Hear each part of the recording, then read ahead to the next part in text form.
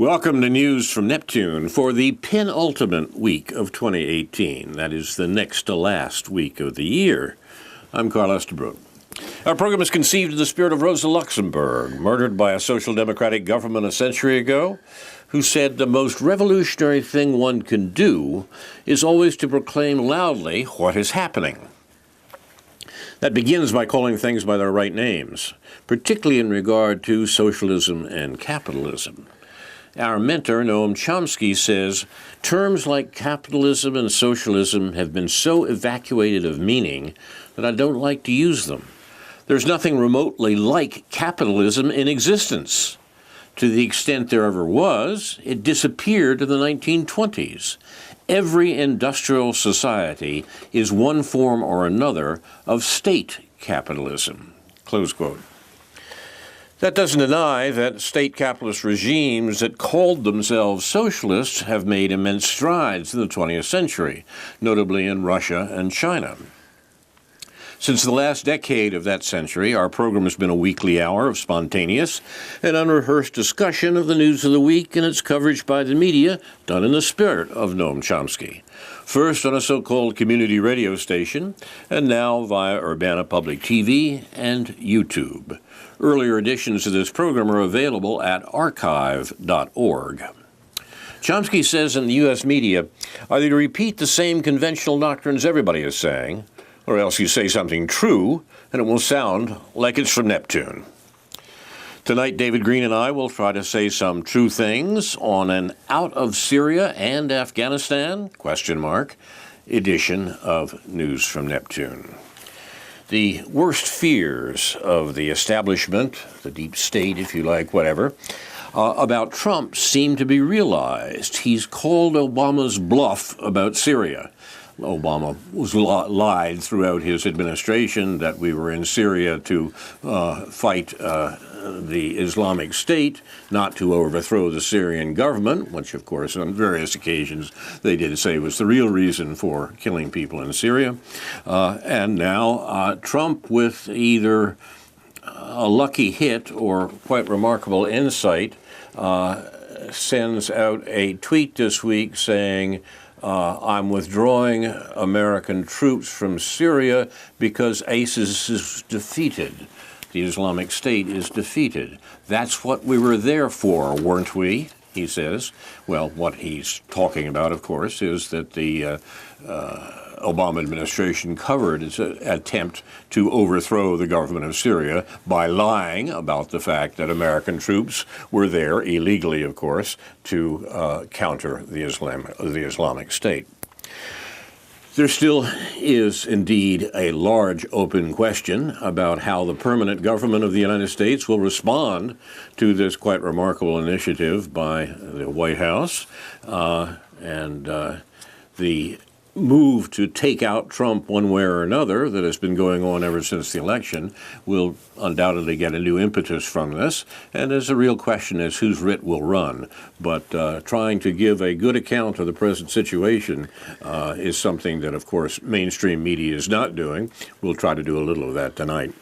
Where do you want to start, David? Well, let's consider what the official account via the New York Times and their national security correspondent, David Sanger, a man who is likely in line to take Thomas Friedman's place as the official foreign policy guru of the New York Times at some point that Thomas Friedman decides to hang them up, so to speak.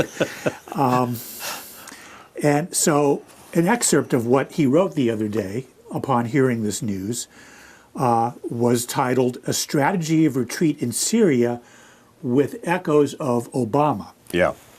In fact, quote, "In fact, as recently as Monday, as Mr. Trump was contemplating getting out, the State Department insisted that America was not going anywhere, and Mr. Assad would be making a big mistake if he thought the United States was going to leave."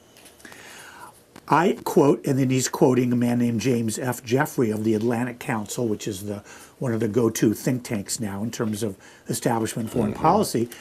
Mr. Jeffrey said, "I think that's his strategy. He's going to have to wait. I think if that's his strategy, he's going to have to wait a very long time." In other words, Trump is going to have to wait a long time to pull out of Syria. But then Mr. Sanger continues, so I'm talking about like New York Times. As it turns out, Mr. Assad will have to wait only about a month for the American withdrawal to be complete. In his speech this week, Mr. Jeffrey made an impassioned case that the civil war in Syria was not just about the 500,000 people dead, nor the 11 million others who have been driven from their homes. And then again, this fellow Jeffrey, last name Jeffrey, from the Atlantic Council, states, it has, quote, become a great superpower conflict, end quote, he said, with Americans, Russians, Iranians, Turks, and Israelis all involved. Any American policy, Jeffrey said, cannot focus only on the internal conflict, end quote. He added later that, quote, Iran has to get out of there, end quote, meaning Iranian ground troops. Mr. Jeffrey's ultimate boss, referring to Trump, however, seems largely uninterested in the geopolitics of remaining in Syria or using whatever leverage the United States has left to shape events there. American troops, in Mr. Trump's view, should return to American shores. Imagine that. That's my comment. Yeah. Should return to American shores where they can bristle with new weapons, but only engage those who enter the United States and seek to harm its citizens. Again, imagine a defense policy that was actually a defense policy. And Sanger goes on, it is a very 20th century view of global power. It's kind of a strange comment. I don't know what he means by that. And it largely overlooked, I think what he means is post-global war on terror view of global power. And it largely overlooks how terrorist groups are making bombs outside Damascus that can be slipped aboard. Here's where Sanger just gets off the rails. And it largely overlooks how terrorist groups are making bombs outside Damascus that can be slipped through aircraft, or how the newly revived Syrian electronic army, Mr. Assad's team for hacking the United States from afar, can wreak havoc without ever stepping into American territory. Imagine, that the Syrians have more technological skills than Google, Apple, Facebook combined. And the CIA and the NSA and everything else. But it's even more shocking. I don't mean to interrupt because your dismay is absolutely accurate. The whole notion that we've got to go kill people in the Middle East because someone in Syria might figure out how to put a bomb on an American plane. So let's bomb cities in the area. Let's send American troops to clear out the area of terrorists. Terrorists being anyone who doesn't look like us. This is, as you say, poor David Singer, I think, perhaps frustrated at his new at Friedman's not getting out of the way. Well, he's going to have a hard time being as silly as Thomas Friedman, but he's working at it. He is, yeah. But one more paragraph here from him. Oh, sure. But as Mr. Jeffrey himself said, the Trump administration's national security strategy, published early this year, stated outright that countering terrorism was no longer the primary goal of American policy, and that dealing with a renewed era of great power competition was, once again, the motivating rationale. Right. Great power competition. Okay, well, that's a different issue, but anyway, that's enough for David Sanger, just to sort of set the scene here as to what is so upsetting to all these people that reacted so harshly to Trump's decision. But we have to throw in, just to throw a little curveball here, we have to note this morning, and this I only found out from Louis Proyect's Mark's mail list, there was a link to a comment by Chomsky showing concern that American troops stay in Syria in order to protect the Kurds. So we do have to deal with the Kurdish situation. And I don't have any great insight. Some people are saying that this will force the Kurds to reconcile with the Syrian government vis-a-vis Turkey, of course. Right. That's waiting to be seen, but it's I guess understandable, but still difficult to grasp Chomsky advocating for this American presence, and it doesn't really even sound like it's very much of a fighting presence in Syria, so much as just a presence to reassure the foreign policy establishment, or to reassure the military that we have our hand everywhere, that we can be anywhere we want to be. I think what is being quoted there is a remark by Chomsky when the Turks moved into the northern part of Iraq several months ago. Of Syria, you mean? Sorry. Afrin, Afrin, several months ago. Yeah. What Chomsky said is that the U.S. alliance with Turkey, which is formal, that is, they're both NATO members, should not prevent the U.S. from stopping Turkey from making depredations on the area around Rojava, the sort of northern section that is occupied by militarily by the Syrian Defense Force, which is a Kurdish-based, but includes Arabs and others, including religious minorities, and is a secular government. And that the U.S. should not allow Turkey to do that. The fear that's been expressed by a number of people is that the arrangement of withdrawing American troops from Syria will mean that the Turks will be free to work their evil will on the Kurds and others in the Syrian Defense Forces. The question is open. It's difficult to imagine that the Russians and the Americans can stand idly by and let the Turks actually decimate that region, which is technically part of Syria, and technically loyal to the Syrian government, the Damascus government, and has indeed been engaged in talks recently about the status of the relationship between that SDF area, Syria Defense Force area, the Kurdish area, as the papers insist on calling it, and the rest of Syria, the government of Syria as a whole. So there certainly are questions about it, but the whole notion that good liberals have suddenly discovered the Kurds and said, well, that's the reason we've got to stay there, is very strange. There is a long and difficult history of America's betraying the Kurds, and Henry Kissinger saying before a congressional committee that, well, of course they betrayed the Kurds. This was in the days of the Shah, but then after all, foreign policy isn't missionary work. Now, it's interesting to hear this sort of dismay come back from the anti-Trump sides right now. What actually is going on in the region has much more to do with the war that Barack Obama lied about, the war that Obama arranged and conducted against the government of Syria, and the defense of that government by Russia, a defense which saved that government. The government would have been overthrown by the Takfiri, the jihadists that the U.S. was sponsoring in Syria, had it not been for the Russians. And the arrangement would, amongst the various parties right now, including Turkey and Iran, continues to be a difficult one. But the interesting point is that most of the parties seem to be honest about what they're doing, except for the United States.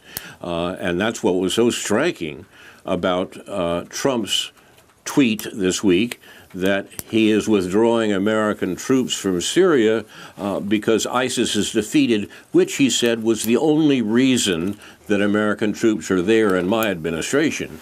The implication is obvious. That wasn't the only reason that the troops were there during the Obama administration, although the Obama administration occasionally said so. The real reason that the troops were there in the Obama administration was to overthrow the secular government in Damascus. And the recognition of this factor has not been part of the general discussion, even the discussion that has succeeded to Trump's move this week in regard to those troops, and even though he seemed to understand it himself. Yeah, well, and what Andrew Basovich interviewed by Amy Goodman this morning. I didn't hear that. There's a transcript already up, and this is in regards to James Mattis and his resignation. Basovich comments, "My problem is that he's a conventional soldier with a conventional mindset, totally unimaginative." Again, and this is, I hate to suggest that I sympathize with the president. Of course, you never sympathize with the president. I hate to suggest, Andrew Basovich is saying, that I sympathize with Donald Trump or agree with the president. But whatever caused Trump back in 2016 to say, elect me president because I know our wars in the Middle East are stupid and they need to end, end quote of Donald Trump, right. He was onto something, yes. Basovich says. And Mattis, as a representative of the national security establishment, is unable to acknowledge the essential truth of Trump's statement. He is unable to acknowledge that since 2003 in particular, although arguably you could choose an earlier date, but since 2003 in particular, we have gone down a path that is self-destructive, is mindless, and the only way to get out of the mess we're in is to make a radical course change. And let me just, on top of that, just to show you how all these people are careful how they talk about Donald Trump, Jeffrey St. Clair on Counterpunch says, pithily, whatever his motives, and they're almost certainly venal, in announcing the pullout of 2,500 U.S. troops from Syria, Trump tries to do one good thing in his life and gets slammed for it from the neoliberal, neoconservative axis of evil. So nobody, and I understand that, but still, it's so repetitious and predictable for people to agree with Trump and always have to defer to the fact that he's a fool. There's a subsidiary argument here going on between us and our friends at Counterpunch, notably the editor Jeffrey Sinclair. It's a complex argument involving various personalities and so forth. But it seems to me that our notion that our friends at Counterpunch most often get it right is borne out nicely. They tweet this morning, markets are plunging. The U.S. is pulling out of Syria and reducing troops in Afghanistan, too. The Pentagon is in chaos. Mad Dog Mattis is out as defense secretary. And the U.S. government is shutting down. Maybe it will be a Merry Christmas after all. Well, so much for the Counterpunch take, and in this case, I agree with them entirely. The resignation of Trump's defense secretary, Mad Dog Mattis, the Marine general, as being taken up by good liberals as another indication, as David points out, of how crazy and off the reservation that Donald Trump actually is. It's worth looking at the resignation letter that Mattis sent in, resignation as Secretary of Defense. He's going to be Secretary of Defense till February, but he resigned in a letter to Trump this week. In the letter, he says, this is General Mattis, Defense Secretary now, I believe we must be resolute and unambiguous in our approach to those countries whose strategic interests are increasingly in tension with ours. Whom could he be talking to?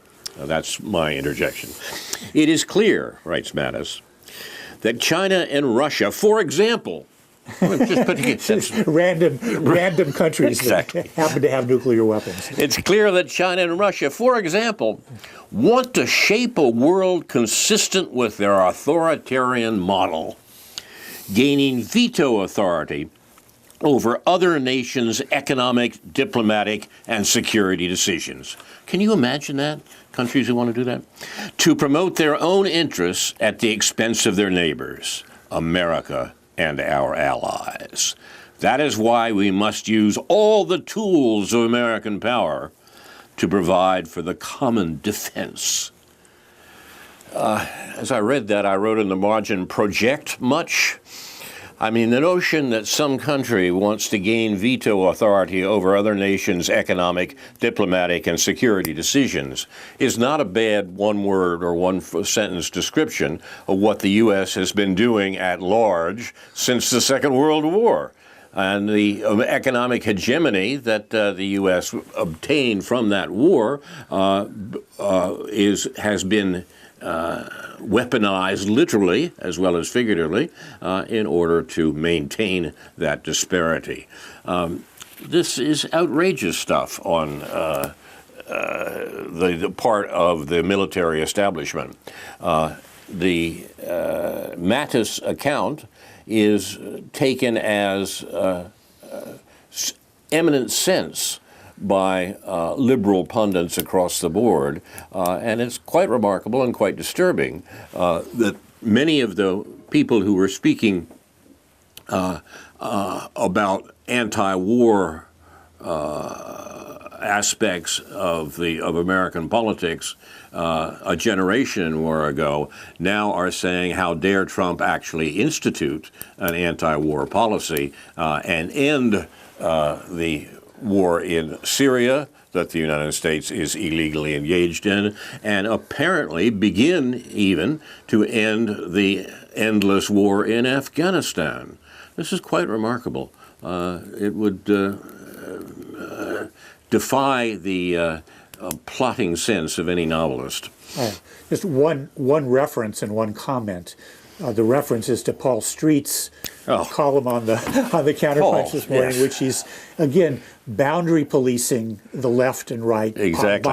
Boundary. That's well put. Boundary policing the nature of populism. And there's a lot to be said about populism and about its manifestations, but still, Paul is being a little didactic, if that's the right really? word, in explaining to Counterpunch readers what the difference is between left and right populism, so as to condemn, as to 100% condemn one while 100% approving the other. But the comment or the question that I guess I have, I mean, I think it would be important if you say that the goal of the United States in Syria was to overthrow the Syrian government, people might ask, well, how on earth did we intend to do that? We weren't going to overthrow the Syrian government the same way we overthrew the Saddam Hussein Iraqi government. And I suspect if there was a strategy to overthrow the Syrian government, it involved the employment of the jihadis, prior to the realization that ISIS was the primary threat, that they would have to employ the Syrian rebels, portray them as moderate rebels, as the saying goes, and use them. I mean, is that your view of what our strategy was in Syria, in terms of using the jihadis to do the dirty work? Exactly. We have to remember that the Assad government is no prize. I mean, it has from the beginning had the advantage only of being a secular government with a fair amount of popular support. Mm-hmm. They couldn't have stolen all those elections that made both those elections that made Assad president. Now, the fact of the matter is that the government itself is thoroughly repressive in a lot of ways, the Assad government, so much so the CIA used them as what's the word for? Dark, whatever, yeah. Rendition for the exactly. rendition program. The CIA employed torturers in the Assad government for the people that the CIA didn't particularly like in the Middle East, and the tortures were serious. So this government is not the eschaton. This government is a vicious Middle Eastern government that wasn't following orders from Washington after a period in which it did follow those orders. And therefore, the U.S., particularly in the Obama administration, did its best to overthrow it. to overthrow it using Islamicist or jihadist fighters from Saudi Arabia and Qatar and elsewhere to do the dirty work for what the U.S. wanted to do in overthrowing the government. The parallel with what happened in Ukraine, mutatis mutandis, is very close. The U.S. the Obama administration tried to do in Syria what it accomplished in Ukraine, that is overthrowing a popularly elected president and establishing a right-wing government, a fascist government, literally, in Ukraine, the attempt to do the same thing in Syria was finally frustrated by the fact that the Russians aided the Syrian government in defending themselves against the machinations of the United States. But the idea here that this is a situation established by the United States is absolutely correct. Ongoing development of politics in Syria is something that the U.S. is deeply concerned about.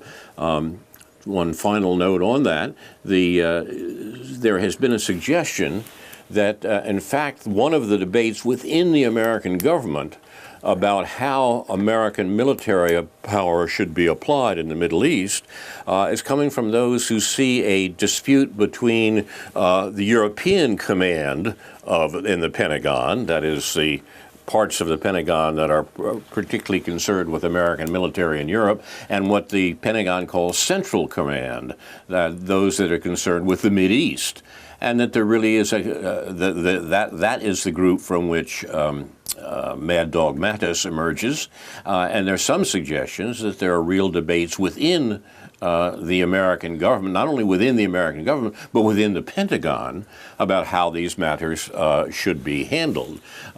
With the European command officers saying we have to be careful about what the Central Command people do because they're likely to send more refugees into Europe, which is a political problem for us. So there are wheels within wheels here, important ones, and the debate within the American government is by no means resolved. But what Trump has done this week has been to unsettle the American political establishment, the deep state, at every level, and that can only be good. You're watching News from Neptune. We have a number of things on our plate from this week. A word about populism. How about that? You mentioned Paul Street, a personal friend of ours here, but who writes for Counterpunch as well, has spoken here in town under the auspices of various political groups. I'm not sure how good of friends we'd be if he came back to visit us again sometime. But well, you know, I'm not sure how good friends we were before. But yeah, it would be. I mean, it's the kind of thing that should be talked about among supposedly peace-loving people and socialist-loving people. In a more direct way, and he came here when he did visit here. It was in a different context to criticize. I remember he was here in 2009 after Obama had been in office for 100 days to assess Obama, and the people that came to hear him right outside in the chambers right outside where we're sitting now weren't all that happy to. His interlocutors, including Representative Carol Ammons,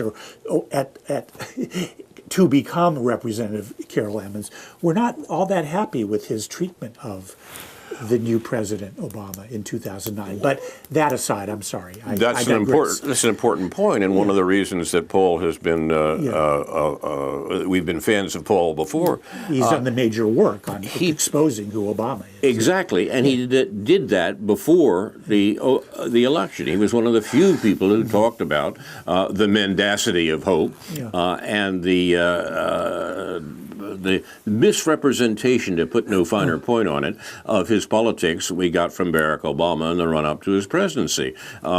Street was clever enough to see what was going on there, to write about it in articles and so forth beforehand, when very few people were critical, very few people who saw themselves on the left, as Paul does, were criticizing Barack Obama, and the accuracy of what he wrote then, before the Obama administration, was borne out, unfortunately, throughout the Obama administration. But what's happened now is that Paul has fallen into, you had a great phrase for it a moment ago. What was it? Boundary policing of the populist. There we go. There we go. Movement. And that really is simply wrong. And the situation is so complex that I'm going to quote against Street's boundary policing of the populist movement, of all people, of all organizations, the New York Times. The New York Times, so help me, wrote 2 weeks ago, the yellow vests on the Champs-Élysées, the French demonstrators, are cousins of the British who voted for Brexit, the Americans who voted for Donald Trump, and the Poles, Hungarians, and Italians who elected populist, anti-democratic governments. Okay, that next to the last word is a kicker, because it is rather interesting to say that these groups, all of which won democratic elections, are anti-democratic.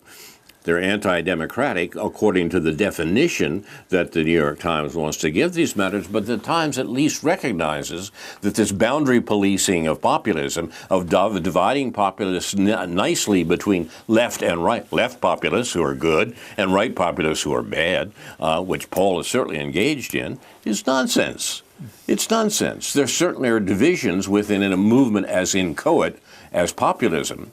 But the idea that the fundamental distinction here, finally, is somehow left and right is, I think maybe it's Paul's penance for pointing out that the progressive candidate in 2008 was somewhat less than that Barack Obama was a fake.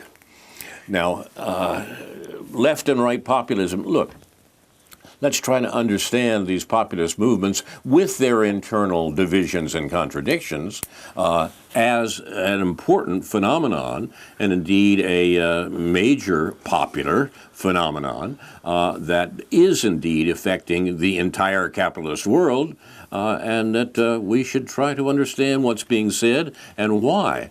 The major effort in the United States on this issue was to misrepresent the populist surge that made Trump president and say, oh, well, they're all just racist. They're just deplorables, and therefore we can ignore them. It's not going to work. Yeah, and you know, and also from a different perspective, from the neoconservative establishment perspective of the New York Times, this sort of layout gets accounted for in a certain way, like Bret Stephens, the Zionist neoconservative establishment columnist of the New York Times, wrote a whole column chastising Elizabeth Warren and comparing him to Donald Trump. And he concludes, I have to read this because it's so rare that Noam Chomsky gets mentioned in the New York Times. Of course, he always gets mentioned in a jaundiced way. But what Stephens writes is that Trump's claim, this is in reference to one of Trump's statements that the system is rigged. Again, something that Trump said that's basically true. But because Trump said it, we have to think about it in a different way. Trump's claim that the system is rigged, writes Bret Stephens, yet another instance of his ideological pickpocketing of progressives. From C. Wright Mills, the power elite, to Noam Chomsky, manufacturing consent, the animating belief of the far left, this is Bret Stephens talking, the animating belief of the far left, as Tom Hayden put it, the late Tom Hayden, is that we live in a, quote, false democracy, end quote, controlled by an unaccountable, deceitful, and shadowy elite. Trump has names for it: the globalists, the deep state, the fake news. And then Bret Stephens concludes, orange, it turns out, referring to Trump, is the new red, referring to the left or to Marxism. So it's twisted and crazy, but you see, this is part of this intellectual environment, part of this propaganda environment, and it would be much easier if people understood the relationship between the populisms of the quote-unquote left and right. It would be easier for them to critique what somebody like Bret Stephens is saying, as well as to understand that Elizabeth Warren isn't exactly a populist either. But that's a different issue. Mm. You're watching News from Neptune. We're talking about the news of the week and its coverage by the media in the midst of a interesting and difficult week. I was interested in seeing this morning that the papers, instead of talking about these remarkable changes coming from the administration in regard to war in the Middle East, spent all their time talking about the government shutdown. You think there's avoiding something here, David? Yeah. Yeah, what are the implications of this government shutdown? Is it all about the wall? Is it about the Israeli, anti-BDS poison pill that's been put in this legislation? I haven't been following it all that closely. Maybe you should say something about that last point. That has not been, I think, well explained. Well, again, to look at how the establishment works, here you have the senator from a blue state, Ben Cardin of Maryland, working with this fellow who's a Democrat, working with this Republican from Ohio, Rob Porter, to put some language into this bill, which really aggressively represses the boycott, divestment, sanctions movement, which again has gained strength or at least recognition over the last few years. Like Norman Finkelstein, I don't think it's accomplished as much as the BDS supporters say that it has. Right. But these people are these people who legislate at the state level and now at the federal level are proving to everyone that the Israel lobby still has some sway. They just don't want to let this BDS business go on without them doing something about it. And it is interesting, and it's probably an indication of the effectiveness, insofar as it goes, of the BDS movement, that there is such a movement to suppress support for it, to the extent of being willing to violate all sorts of notions of free speech.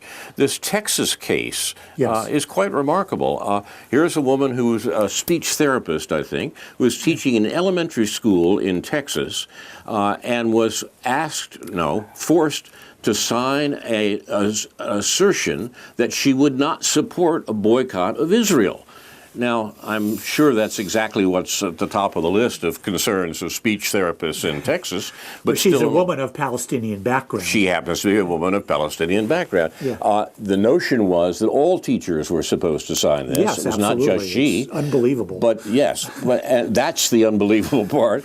And the fact that she refused to do it brought it to people's attention who probably would not otherwise have been aware of what the state of Texas was demanding here. Yeah. But the state of Texas, in demanding assertions from school teachers that they will not observe boycotts, the sort of boycotts, for example, that were prominent in the overthrow of South African apartheid, is just remarkable to me. And I hope it will backfire. I hope people will be appalled at what the Israel lobby is trying to do here and is doing successfully in various ways. We've talked about that success here in the state of Illinois.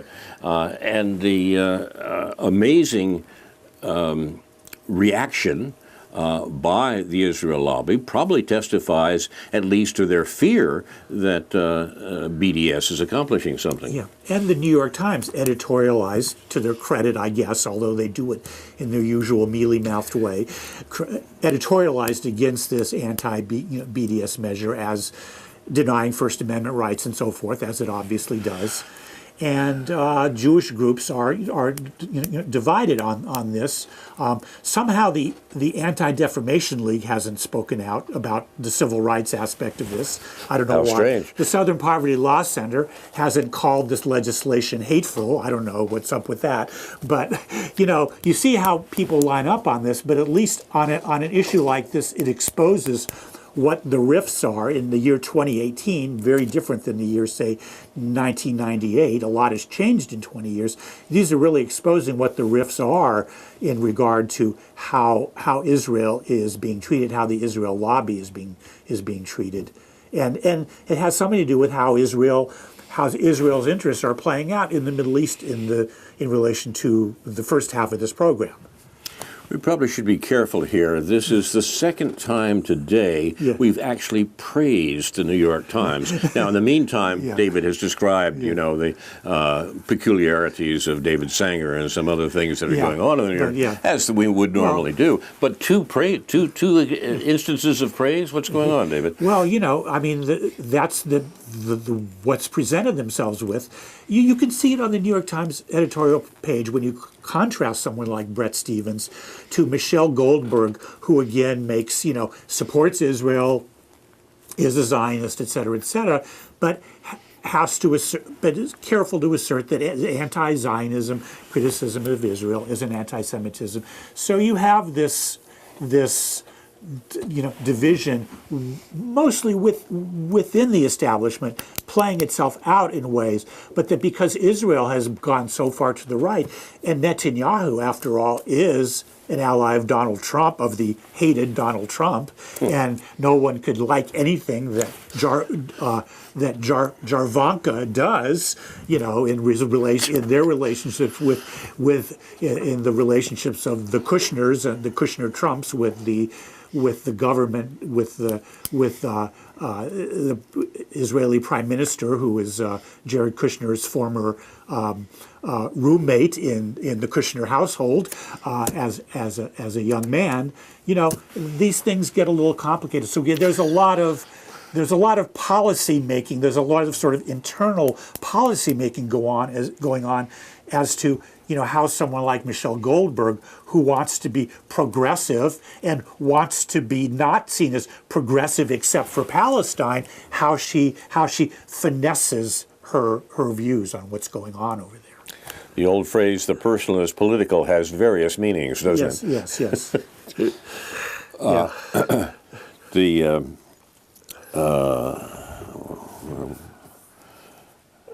I'm losing my place here in the hilarity. The development of the events in the Middle East has left the Israeli press in a peculiar place. They do not want to offend their great and good friend in Washington, Donald Trump, but they also think that the whole point of the the American invasion of Syria was, in fact, in the interest of the Israeli government. Certainly, that's an arguable position, that it was indeed in their interest. That seems obvious. And the result is that the Israeli press finds itself unable to condemn the Israeli government finds itself unable to condemn what Trump is doing, although it would dearly like to. Oh, yeah. And I think this excerpt that I have here will sort of highlight that from David Halbfinger, the New York Times correspondent in Israel. What he writes is that Turkey, Iran, and the Syrian government of President Bashar al-Assad also stand to reap enormous immediate benefits from the American withdrawal. The title of the story is "American Withdrawal from Syria Shakes Up the Middle East." And the point of this article is to how is this affecting, the background is Israel-Palestine. On the other hand, allies like the Kurdish forces who fought alongside the United States in Syria feel betrayed and are threatening to free thousands of Islamic State prisoners if the United States abandons them. Israel, which hoped the American presence in Syria would block Iran from completing its corridor to the sea, now has to reckon with a new reality. That's a key phrase. Quote, and this is a quote from somebody at the Washington Institute for Near East Policy, which is the AIPAC think tank, quote, a guy named Michael Herzog. This leaves us alone in the area with the Russians. We are alone in the battle against Iran and Syria, we meaning Israel. Yes. As the American decision ripples across the region, many countries will be forced to reassess their relationships. The result could be a series of new balancing acts. Israel trying to tilt Russia against Iran, Turkey playing Russia against the United States, and the United States off against one another, and Syria balancing the Kurds against Turkey, among others. And then was one more quote here. You look at any country in this region and they can't trust us and they don't want to trust the Russians, but who else is there, end quote, said Daniel C. Kurtzer, a former ambassador to Egypt and Israel who now teaches at Princeton. So there's a lot going on. There's a lot going on, and a lot of it is going on within the American government. We sometimes get to the point of assuming that the only division in the American government right now is Trump versus his critics coming from various places, and the most extreme of them, that is the leftover Clinton campaign, for example, suggesting that, of course, Trump is treasonous and is working for Vladimir Putin. Those folks have got a shot in the arm this week, don't they? Mm-hmm. But in fact, the real story in terms of the American government is much more complex. There are a variety of views within the American government, and the willingness of President Trump actually to act on what were, after all, his campaign promises.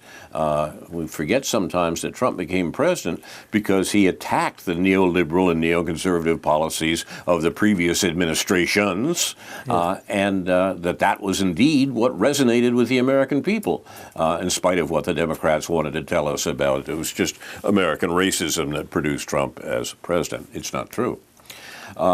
There's a very good series of comments, a blog really, by a writer who calls himself Moon of Alabama. I won't try to explain why he comes up with that name. He in fact has detailed and interesting things to say, if not always immediately acceptable, about American government. He has a piece this week, Why Trump Decided to Remove U.S. Troops from Syria. He begins, last Friday, President Trump had another long phone call with the Turkish President Erdogan. Thereafter, he overruled all his advisors and decided to remove the U.S. boots from Syria and to also end the air war. This was the first time Trump took a decisive stand against the Borg. The guy borrows his images from various places. Someone had to explain to me that was a comment from the Star. Cyborg, yeah. Our producer sorts us out on that. But the notion is that there is a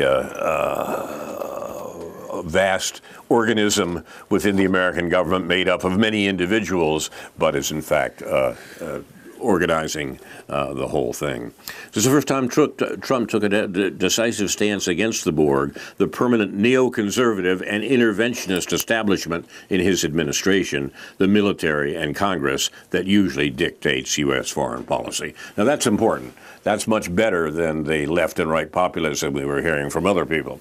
It was this decision, and that he stuck to it, which finally made him presidential, says Moon of Alabama. That's going to upset a good number of our friends as well. Trump's National Security Advisor, John Bolton, his Secretary of Defense, Mad Dog Mattis, and his Secretary of State, Pompeo Maximus, as Jeffrey Sinclair calls him, and national... Let's try this again.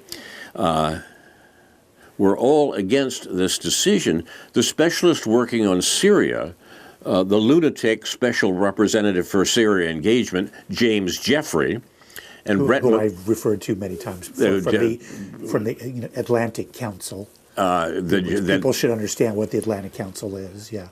Sorry.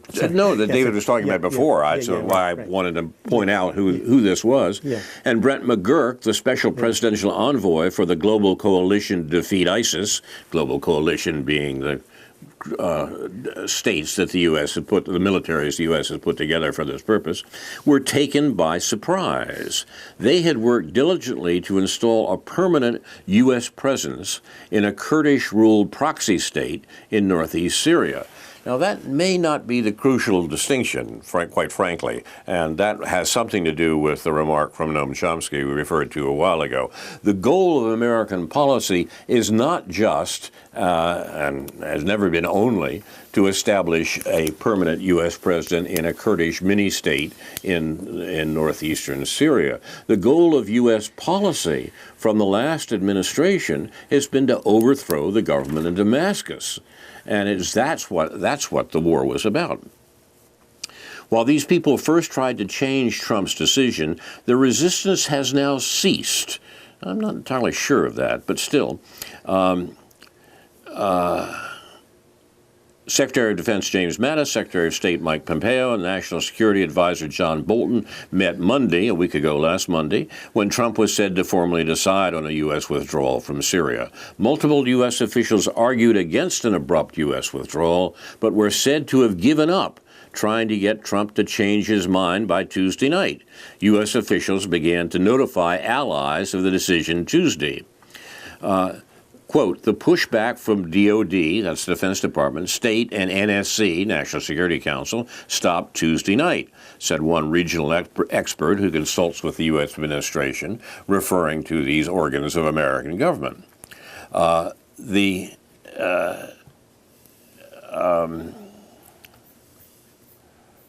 notes here have dropped out. But the point that they make is the point that I was making earlier about the divisions not only within the administration, but also within the Pentagon and also within the Congress. Now, in fact, the decision by Trump to remove troops from Syria has been attacked by Republicans in Congress as much as by Democrats, and perhaps in some ways more. And the support for the withdrawal is very thin in the Congress.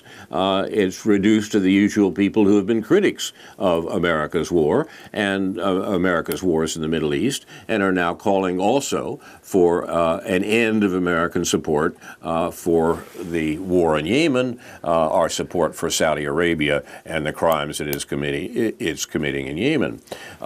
So the switch of the Trump administration, the switch of President Trump himself to the proposal, to the plan of withdrawing troops not only from Syria, U.S. troops, not only from Syria, but also from Afghanistan, is really quite remarkable. And I think one of the strangest and most interesting things has happened in American politics in a while, and actually it's hard not to see it as a hopeful sign. You know, Trump wants to bring, I mean, how fast this is going to happen, who knows? Right. Where those people, where the soldiers, whether they come home or elsewhere, I don't know. But the point is that the more I think about how the whole veteran issue is treated and the manner in which it's foregrounded in relation to our wars, let's talk about the veterans and not the wars. The more I think about that, the more I believe that the way to really approach and expose these things is to look at how people react when, in fact, the veterans get to come home, as opposed to being put, quote unquote, in harm's way. And how hypocritical it is of those who want to write a column every Monday morning in the paper, a salute to those who served, right, are when they don't oppose the wars, when that these veterans are you know, in the era of the volunteer army, in the era in which people like us don't want to send their children off to war, that they have a way of sort of covering what the real nature of our foreign policy and our military policy is. And the overall policy of the United States is somehow always absent from these short descriptions of how America's enemies and America's rivals, notably Russia and China, are out there. And of course, we have got to act against them. We've got to go kill people because of these rivalries. The real basis of American policy in the Middle East is and has been for a long time the control of one of the world's vital resources, energy resources. Oil and gas from the Middle East. And what the U.S. has done for a long time is established control of various states and governments within the region in order to be able to control the flow of energy resources out of the Persian Gulf. The U.S. uses these as a weapon against its enemies. Enemies and friends here is a convertible topic, against its rivals, its economic rivals from Germany to China. And the development of this arrangement is the background to the willingness of the United States to kill a lot of people in the Middle East in order to maintain the sort of control, the Pentagon calls it offshore control, when you control the energy resources flowing into China, for example, and that American policy remains remarkably consistent over time with this as a goal. The tactics of the policy do change.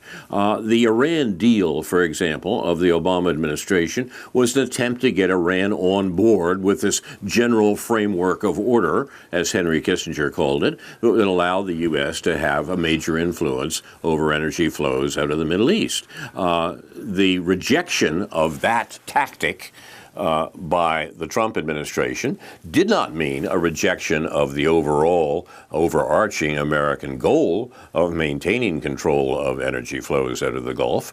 And it will be interesting to see what the Trump administration does, because its departure from invasions in the Middle East actually does begin to change that overall policy. The first change that existed in American policy in regard to the Middle East since the Second World War, practically.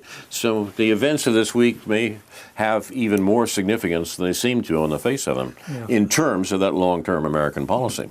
Ben Norton, a young journalist, has been doing some nice work on the Real News Network, and he put up about a short 7-minute piece on a talk that Obama gave recently, or within the last few months, post-presidency, down at the Baker Center, down at the James Baker Center in Houston, which has been talked about recently because President Obama made some very crudely establishment-oriented, pandering comments regarding his role in making rich people richer, and especially his role in making energy people richer by supporting fracking and so forth. And so I don't know how anybody can watch Obama sitting there in his tuxedo talking to this group of people who donated collectively $5 million or something to the Baker Center to hear him speak. I don't know how much Obama himself got paid for it. I don't know how anybody can hear this and not think that Obama was, as Paul Street has said for 15 years or whatever, a complete phony in his pretenses towards being for the benefit of the average person. He may have another reason now. Ruth Bader Ginsburg has just been operated on for lung cancer, and Barack Obama wants to be appointed to the Supreme Court. Oh, well, I hadn't heard that. You've been watching News from Neptune for the penultimate week of 2018, the next to the last week of the year, an Out of Syria and Afghanistan edition of News from Neptune. Our program is presented by Carl Estabrook, David Green, and J.B. Nicholson. It's produced and directed by Jason Liggett and Ethan Young with Kendra Scholarly. Inshallah, we'll be back next week with a new edition of News from Neptune, in spite of the holiday, to remind you, in the words of Edward de Vere in The Tempest, what's past is prologue, what to come in yours and my discharge.